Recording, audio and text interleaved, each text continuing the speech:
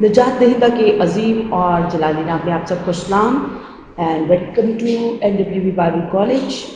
اور آج کا جو ہمارا ٹاپک ہے جو ہم کلام میں سے سیکھنے جا رہے ہیں وہ ہے ابن آدم خدا کی صورت کا اظہار۔ ٹاپک کا نام ہے ابن آدم خدا کی صورت کا اظہار۔ اب اس کا مطلب یہ ہے کہ ابن آدم یعنی کہ آدم کا بیٹا، انسان کا بیٹا،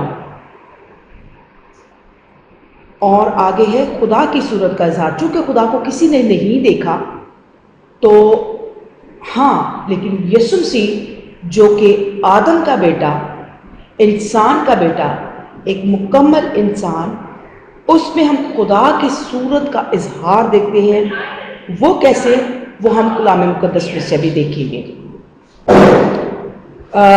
کلچوں کا خط، اس کا پہلا باب، اس کی 15 آیت میں دیکھتے ہیں کیا لکھا ہوا ہے۔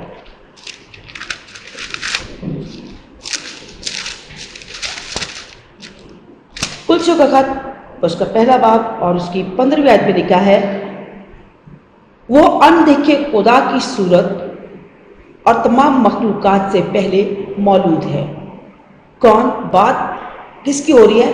یہ ہم سارے خط کو دیکھیں تو یہاں پہ یسوع مسیح کے متعلق بات ہو رہی ہے کہ وہ اندیکھے خدا کی صورت، اندیکھا خدا، وہ خدا جس کو کسی نے نہیں دیکھا، وہ یعنی کہ یسوع مسیح اندیکھے خدا کی صورت اور تمام مخلوقات سے پہلے موجود ہے۔ یہ ہم دیکھیں گے کہ مخلوقات سے پہلے کیسے موجود ہو سکتا ہے، جبکہ یسوع مسیح آج سے تقریباً 2000 سال پہلے آئے، اور خدا تو ازل سے ہے، لیکن یسوع مسیح تو 2000 سال پہلے آئے، تو پھر یہ کیسے ہے کہ وہ تمام مخلوقات سے پہلے موجود ہے؟ اس کو اگر ہم روحانی اعتبار سے دیکھیں تو یہ جو نیو کریشن ہے وہاں سے اس کو لیا جاتا ہے کہ یہ جو نیو کریشن، وہ جو نئی مخلوقات ہے ان سے پہلے موجود ہے۔ اور اگر ہم اس کو دیکھیں، دنیا کے بنائے عالم، جب عالم بنے یا دنیا بنائے خدا نے، یا آسمان اور زمین بنائے، تو تب کی اگر دیکھیں تو اس وقت سے یا اس سے یہ پہلے کیسے موجود ہے وہ ابھی ہم دیکھیں گے اس کے بارے میں۔ ابن آدم جو لفظ ہے، پہلے ہم اس کو دیکھتے ہیں۔ ابن کا مطلب ہے بیٹا، اور آدم کا مطلب ہے انسان، اور ابن جو ہے یہ عربی زبان کا لفظ ہے، یعنی انسان کا بیٹا۔ اور یہ بات ہو رہی ہے یسوع مسیح کی۔ وہ اندیکھے خدا کی صورت اور تمام مخلوقات سے پہلے موجود۔ اب جب مقدسہ مریم کو جبرائیل نے پیغام دیا خدا کی طرف سے کہ تو حاملہ ہوگی اور تیرے بیٹا پیدا ہوگا اور خدا تعالیٰ کی روح تجھ پر سایہ ڈالے گی، اس سبب سے وہ مولود مقدس خدا کا بیٹا کہلائے گا، تو ہم دیکھتے ہیں کہ خدا کا بیٹا تو وہ کہلایا، لیکن وہ ایک کامل مکمل انسان بھی تھا۔ اور جب ہم انسان کی پیدائش کے بارے میں دیکھیں سائنسی لحاظ سے، تو عورت کی طرف سے جو کروموسومز آتے ہیں وہ، اور جو مرد کی طرف سے سپرمز آتے ہیں وہ مل کے تو ایک بیبی تشکیل پاتا ہے۔ اگر ہم یسوع مسیح کے بارے میں دیکھیں تو وہ بھی کمپلیٹ کروموسومز کے ساتھ، یا کمپلیٹ کروموسومز کے ساتھ جو بنا ہوا انسان تھا، یسوع مسیح وہی تھا۔ کبھی بھی چونکہ خدا کی طرف سے یہ طریقہ کار ہے اور خدا نے ہی پیدائش کا عمل رکھا ہے، اور یسوع مسیح ایک کامل انسان بھی تھا، تو یسوع مسیح کمپلیٹ طور پر مکمل کروموسومز کے ساتھ ایک پیدا ہونے والا انسان تھا۔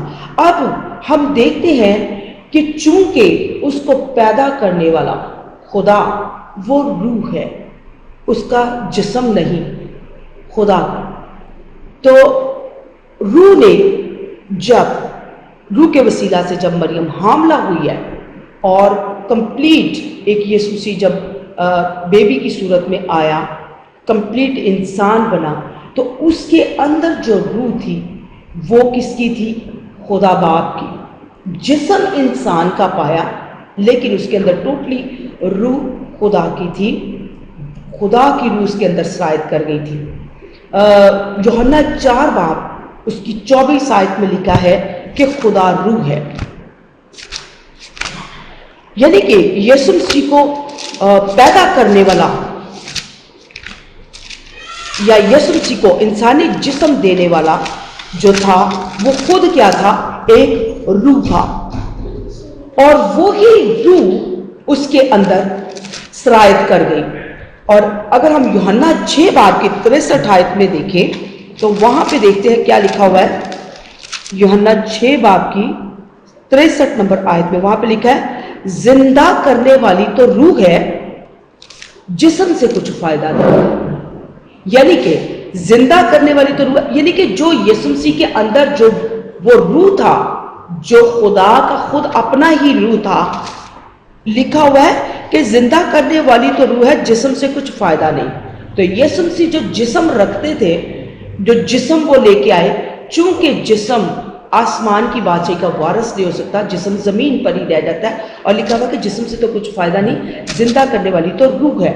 तो हम देखते हैं कि जो किस तरह से यीशु मसीह और बाप ये एक ही है। यीशु मसीह ने भी इधर कलाम मुकद्दस में बहुत बार सुनाया, मैं बाप में से निकला और बाप में वापस जाता हूं, मैं और बाप एक हैं, जिसने मुझे देखा उसने बाप को देखा।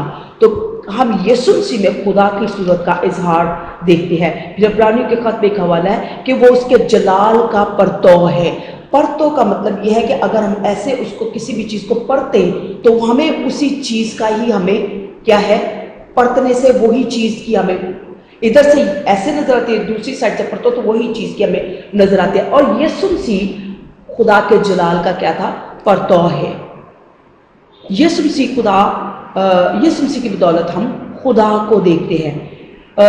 एक दफा से शागिर्द कहते हैं, खुदावन तू हमें बाप को दिखा। तो यीशु मसीह से कहता है, जिसने मुझे देखा उसने बाप को देखा। और इंसान वो जिस्म रखने की बदौलत था, और टोटली उसके अंदर रूह किसका था, खुदा का। इसीलिए और रूह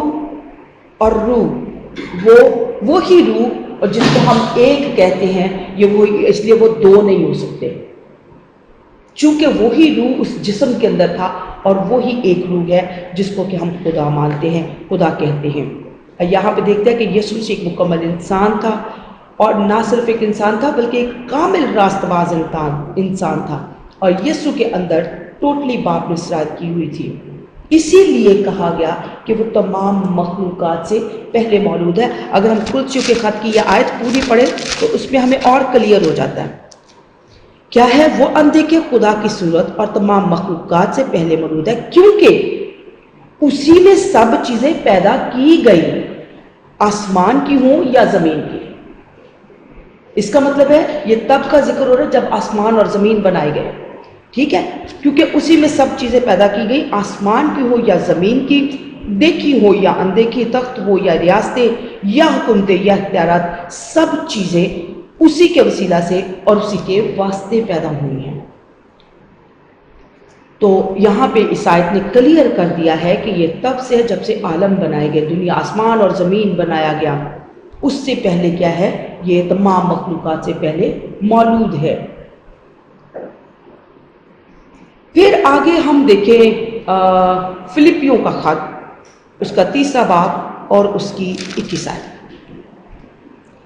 वहाँ पे अब खुदा की एक कुव्वत को हम देखते हैं।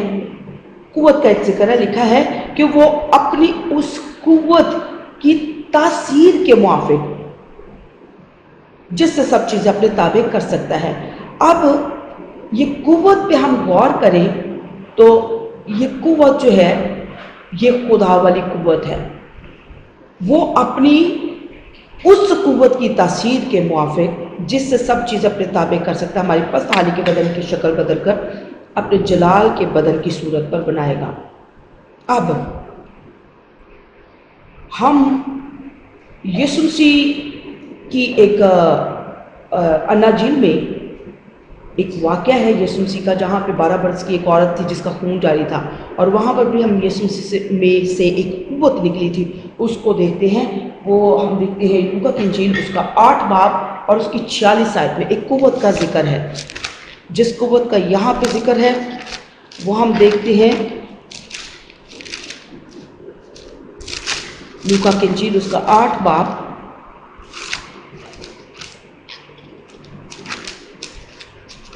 اور اس کی 46 نمبر آیت۔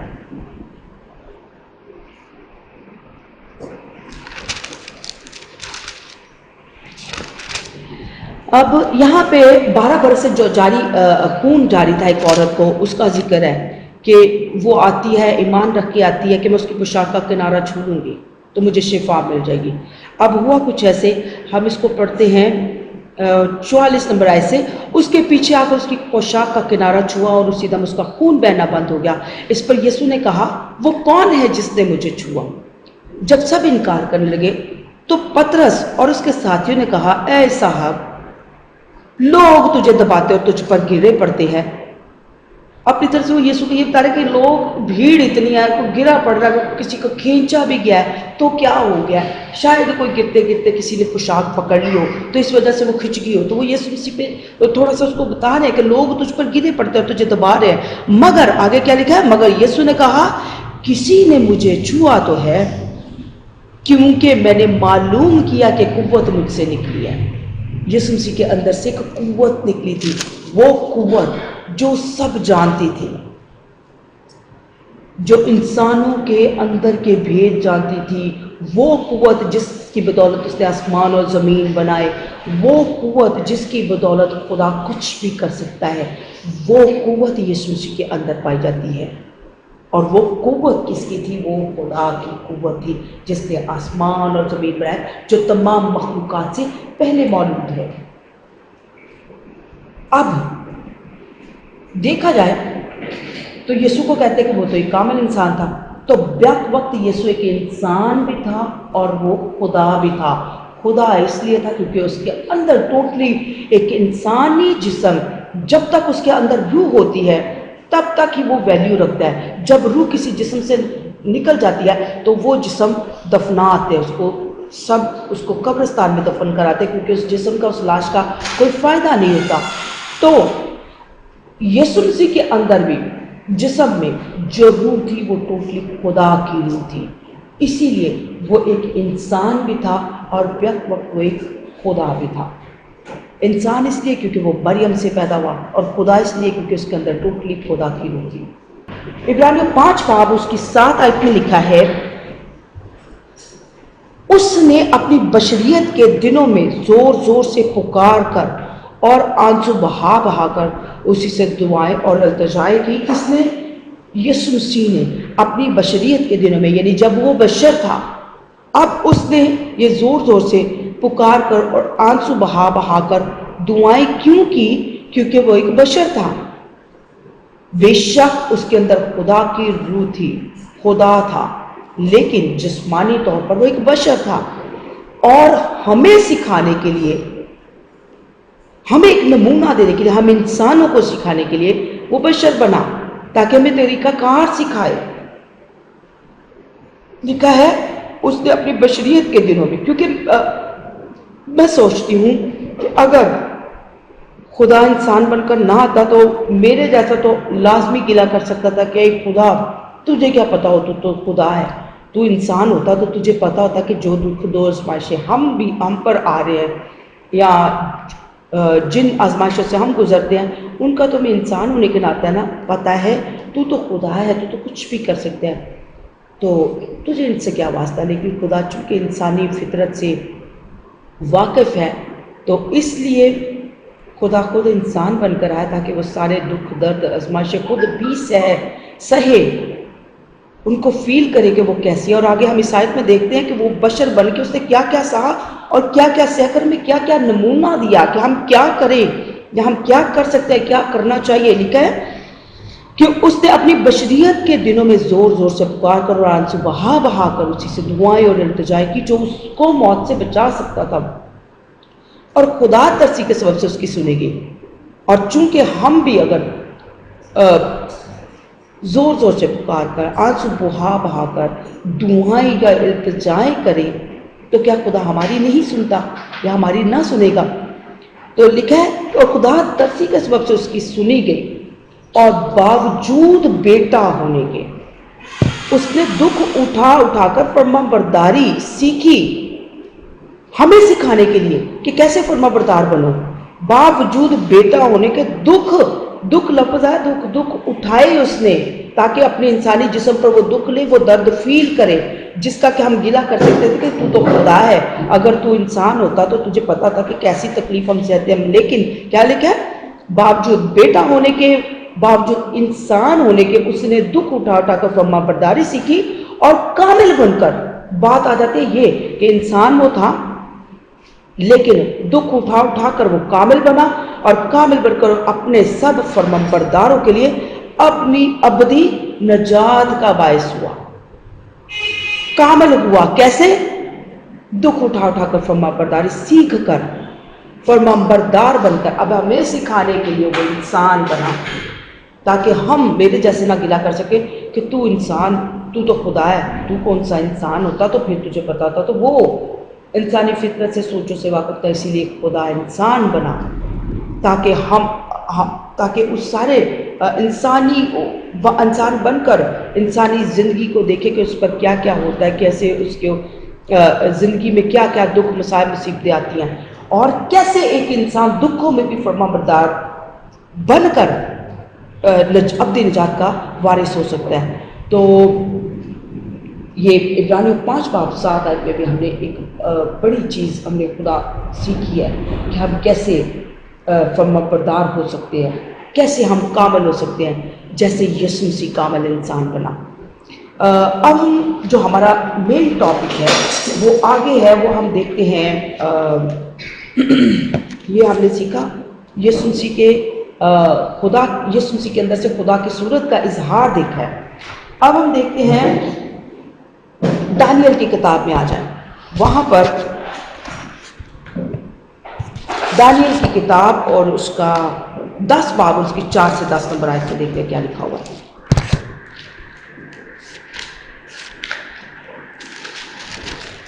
یہاں پر ایک رویا کا ذکر ہے جو دانیل نے دیکھی۔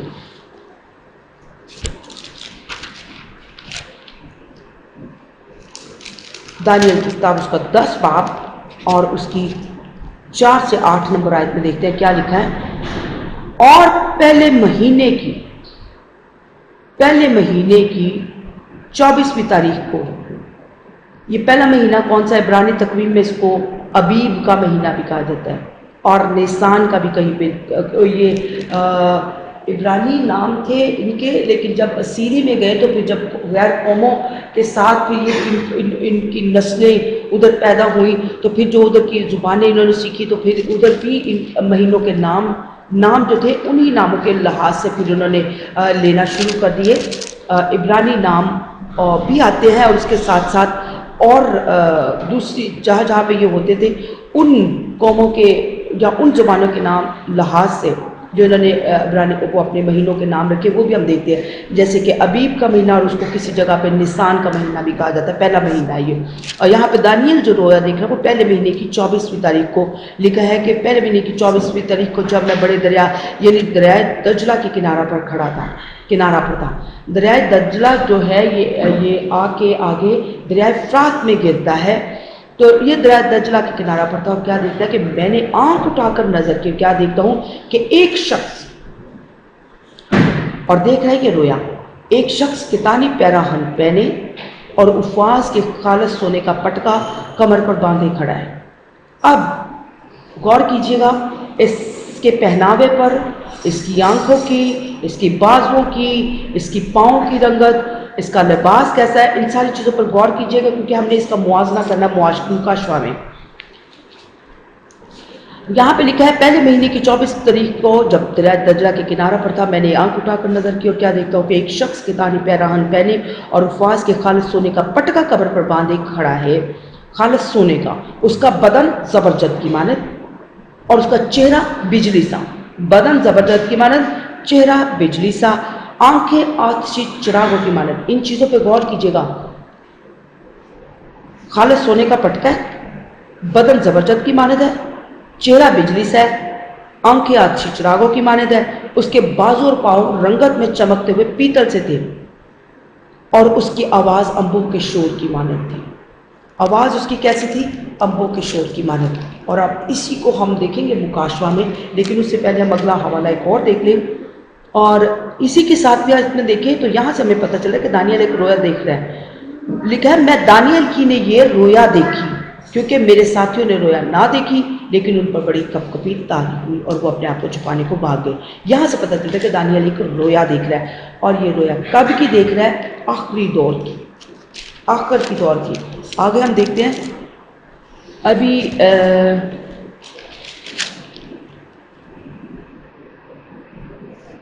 12ویں باب کی 5ویں آیت میں وہاں پہ لکھا ہے پھر میں دانیال نے نظر کیا کیا دیکھتا ہوں کہ 2 شخص اور کھڑے تھے،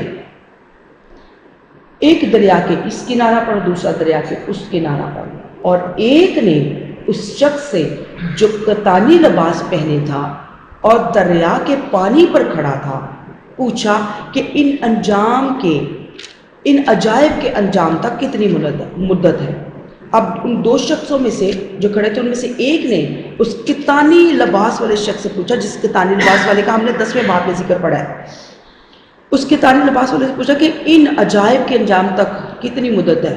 اور میں نے سنا کہ اس شخص نے جو کتانی لباس پہنے تھا، جو دریا کے پانی کے اوپر کھڑا تھا، دونوں ہاتھ آسمان کی طرف اٹھا کر حی القیوم کی قسم کھائی اور کہا کہ دور اور نیم دور، اور جب وہ مقدس لوگوں کے اقتدار کو نیست کر چکیں گے تو یہ سب کچھ پورا ہو جائے گا۔ اور لکھا ہے اور میں نے سنا پر سمجھ نہ سکا، تب میں نے کہا اے میرے خداوند ان کا انجام کیا ہوگا؟ اس نے کہا اے دانیل تو اپنی راہ لے، کیونکہ یہ باتیں آخری وقت تک بند و سر و مہر رہیں گی۔ دانیل کو رویا آخری زمانے کی دکھائی جا رہی ہے۔ لکھا اوپر کتانی پیرانے والا کہتا ہے دور اور نیم دور، اور دور اور نیم دور یہ کون سا دور ہے؟ یہ وہی 7 سالہ مصیبتوں کا دور ہے جس کی ہم مکاشوہ میں بھی ذکر پڑھتے ہیں۔ اور یاد رکھیے گا کہ اس سے پہلے کلیسیا اٹھا لی جائے گی۔ اب ہم اسی رویا کو آگے دیکھتے ہیں، یوحنا عرف کو بھی دکھایا جا رہا ہے، یہ رویا یوحنا عرف بھی دیکھ رہا ہے۔ کہاں دانیل یسوع مسیح کے زمانہ سے کہیں پہلے، اور پھر یوحنا عرف سے بھی کہیں پہلے، اور کہاں وہی سیم ایز اٹ از رویا یوحنا عرف کو بھی دکھائی جا رہی ہے۔ مکاشوہ اس کا 10 باب اس کی 5 سے 6۔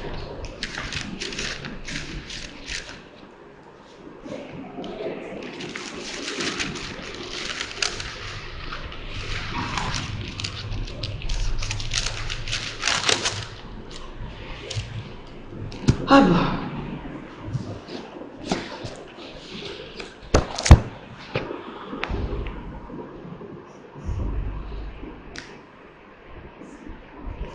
لیکن ہم اس کو پہلی آیت سے پڑھتے ہیں، مکاشوہ 10 باب اس کی پہلی آیت سے ہم اس کو پڑھتے ہیں۔ پھر میں نے ایک اور زور آور فرشتہ کو بادل ہو اوڑے ہوئے آسمان سے اترتے دیکھا۔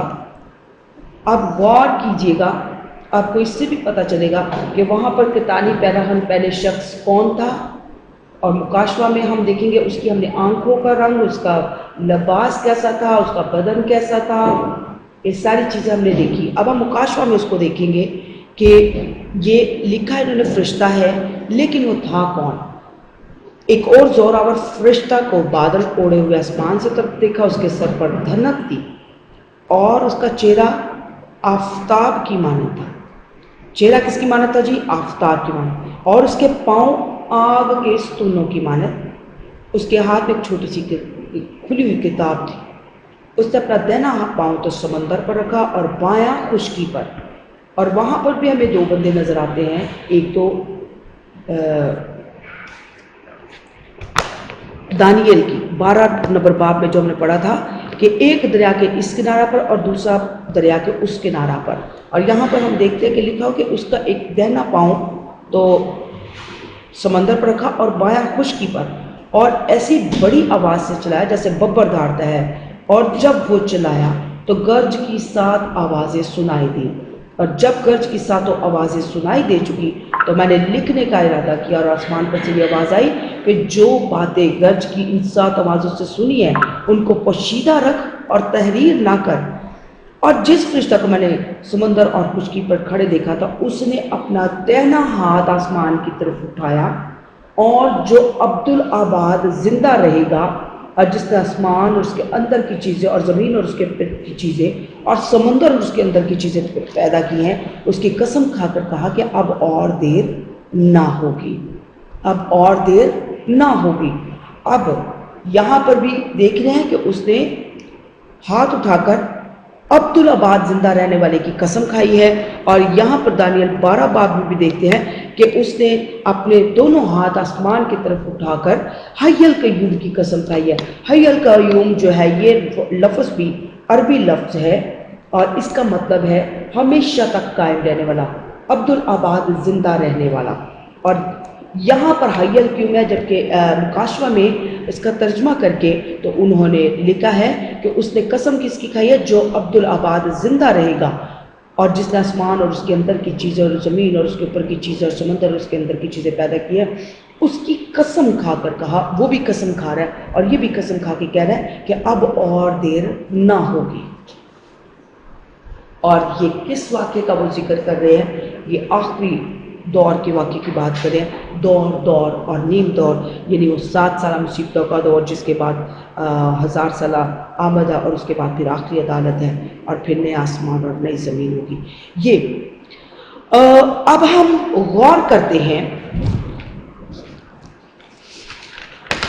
दानियल वाला जो शख्स है, दानियल ने जो रोया में शख्स देखा, कितानी पैरान पहने शख्स को, उसके लिबास को, उसकी रिजेम्बलेंस, उसकी मुशाबहत, उसकी मुमासलत हम देखते हैं मुकाशवा वाले। और ये मुकाशवा वाला जो शख्स है वो कौन है, ये आपको पता चल जाएगा कि वो कौन है बेसिकली। इसने लिबास दानियल 10 बाब उसकी 4 से 8 नंबर आयत में देखते हैं, उसने कितानी पैराहन पहना हुआ है। और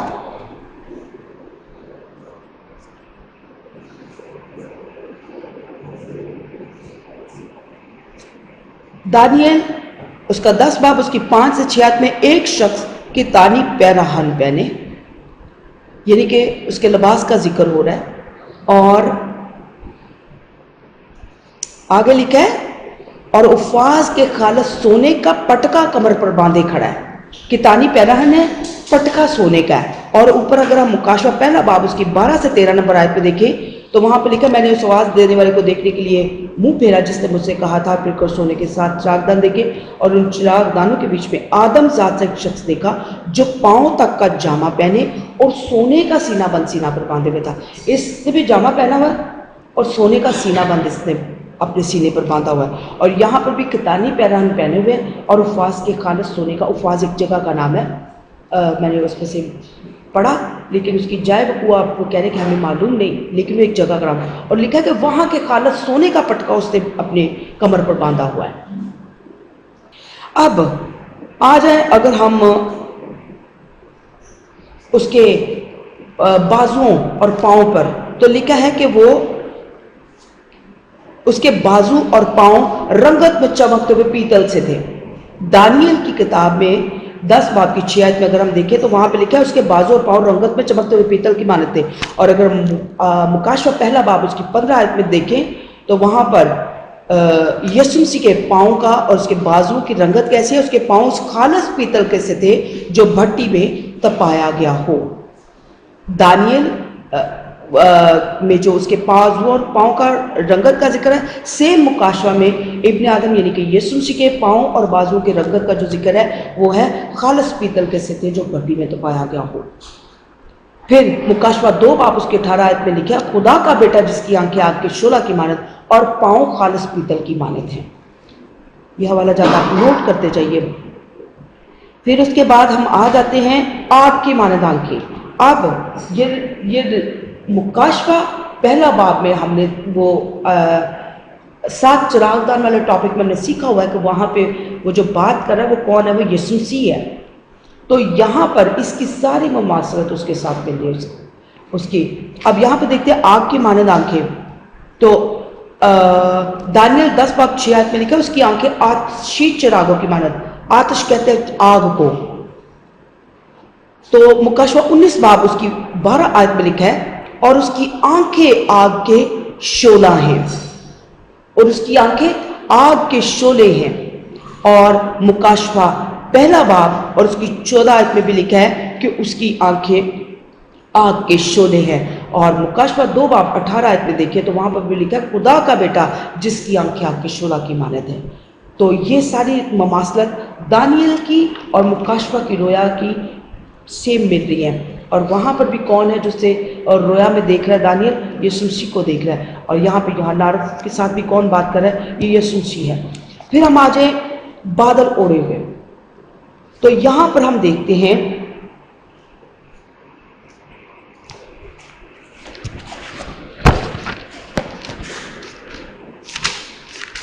دانیل کی کتاب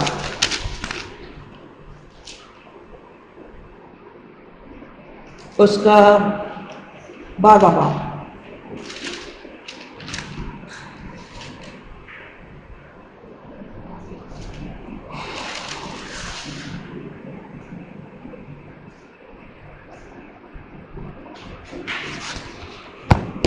اس پہ بھی ابھی ہم غور کریں گے۔ ابھی پہلے ہم دیکھتے ہیں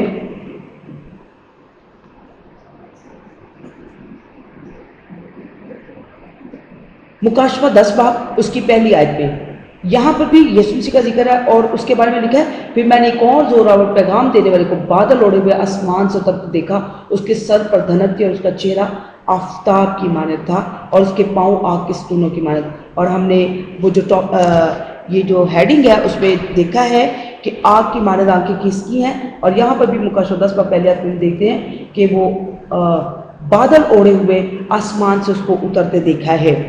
اور اگر ہم اعمال اس کا پہلا باب اس کی 9 سے 11 آیت میں دیکھیں تو وہاں پر بھی لکھا ہے یسوع مسیح کے بارے میں کہ یسوع ان کے دیکھتے دیکھتے اوپر اٹھا لیا گیا اور بدلی نے اسے ان کی نظروں سے چھپا لیا، اور اس کے جانے کے وقت جب وہ آسمان کی طرف غور سے دیکھ رہے تھے تو دیکھو 2 مرد سفید پوشاک پہنے ہوئے ان کے سامنے آ کھڑے ہوئے کہنے لگے، آئے گلیلی مردو تم کیوں کھڑے آسمان کی طرف دیکھتے؟ یہی یسوع جو تمہارے پاس آسمان سے اٹھایا گیا اسی طرح پھر آئے گا جس طرح تم نے اسے آسمان پر جاتے دیکھا ہے۔ اور دانیل 7 باب کی 13 آیت میں جو وہ رویا دیکھ رہا ہے اس میں بھی لکھا ہے کہ میں نے رات کو رویا میں دیکھا، کیا دیکھتا ہوں کہ ایک شخص آدم ذات کی مانند آسمان کے بادلوں کے ساتھ آیا اور قدیم الایام تک پہنچا۔ بادلوں کا یہاں پہ ذکر ہے کہ وہ بادلوں میں ہو کر آیا۔ پھر جب کلیسیا نے مسیح کے ساتھ ایک بدن ہونا تو تب بھی کیا ہے کہ پہلا تسلنیکی اس کا 4 باب اس کی 7، پھر ہم جو باقی زندہ ہوں گے ان کے ساتھ بادلوں پر اٹھائے جائیں گے، کیونکہ بادلوں میں کون ہوتا ہے؟ بادلوں میں کون آتا ہے؟ وہ یسوع مسیح کا ظہور جب ہم نے دیکھا ہے وہ ہم دیکھتے ہیں کہ بادلوں میں ہو کے آتا ہے۔ پھر اس کے بعد مکاشفہ 14 باب اس کے 14، پھر میں نے نگاہ کی اور کیا دیکھتا ہوں کہ ایک سفید بادل ہے اور اس بادل پر آدم ذات کی مانند کوئی بیٹھا جس کے سر پر سونے کے تاج اور ہاتھ میں تیز درامتی ہے۔ تو یہ ہم دیکھتے ہیں کہ بادل اوڑے ہوئے بھی یہ یسوع مسیح کی طرف اشارہ کیا گیا ہے۔ پھر آگے ہم دیکھتے ہیں بڑی آواز جیسے بپر دھاڑتا ہے۔ اب دانیل 10 باب کی 6 آیت میں لکھا ہے اس کا بدن زبرجد کی مانند، اس کا چہرہ بجلی سا، اس کی آنکھیں چراغ کی مانند، اس کے بازو اور پاؤں رنگت پر چمکتے ہوئے پیتل سے تھے اور اس کی آواز انبوہ کے شور کی مانند تھی۔ انبوہ کا کیا مطلب ہے؟ انبوہ سے مراد ہے بھیڑ۔ اب یسوع مسیح کے اندر یا یسوع مسیح کی آواز ایسے جیسے بپر دھاڑتا ہے۔ دانیل میں لکھا کہ اس کی آواز انبوہ کے شور کی مانند تھی۔ اور پھر ہم دیکھتے ہیں کہ مکاشفہ کی کتاب اس کا پہلا باب اس کی 15ویں آیت، اور وہاں پر لکھا کہ اس کی آواز زور کے پانیوں کی سی تھی۔ اب انبوہ کا مطلب ہم نے دیکھا ہے کہ اس کا مطلب بھی بھیڑ ہے۔ اب یسوع مسیح کے اندر یہ بھیڑ کون سی ہے، یا یسوع مسیح کس بھیڑ کی نمائندگی کر رہے ہیں وہ بھی ہم دیکھیں گے۔ اور پھر اس کی آواز بہت سے پانیوں کی سی تھی۔ اب یہاں پہ بہت سے پانیوں کا کیا مطلب ہے میں آپ کو سمجھاتی ہوں۔